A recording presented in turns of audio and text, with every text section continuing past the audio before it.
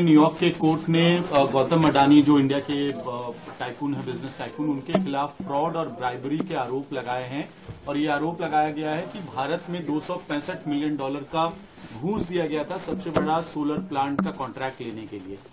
देखिए, बार बार हम लोग ये कहते रहे हैं कि प्रधानमंत्री जी के मित्र गौतम अडानी पूरे दुनिया में भारत का नाम मिट्टी में मिलाने में लगे हुए हैं। कभी ऑस्ट्रेलिया से उनके खिलाफ खबरें आती हैं, कभी मॉरिशस से उनके खिलाफ खबरें आती हैं, कभी मलेशिया से उनके खिलाफ खबरें आती हैं, कभी दुबई से उनके खिलाफ खबरें आती हैं।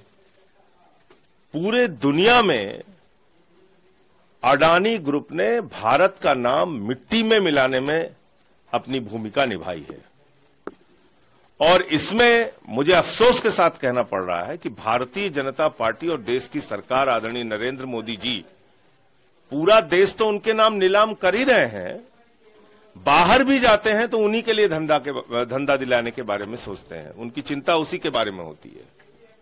आप देखिए, प्रधानमंत्री की यात्राएं जहां जहां हुई हैं विदेशों की, उन सारी जगहों पे अडानी को ठेका मिला है। भारत में कोयला दे दिया, बिजली दे दिया, पानी दे दिया, गैस दे दिया, रेल दे दिया, सेल दे दिया, एयरपोर्ट दे दिया, पोर्ट दे दिया, आसमान से लेके पाताल तक, आकाश से लेके पाताल तक सब कुछ दे दिया।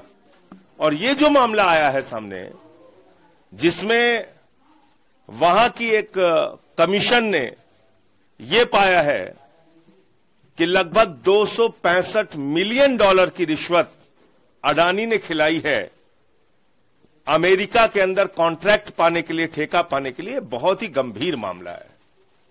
भारत के प्रधानमंत्री को सामने आकर इसका जवाब देना चाहिए।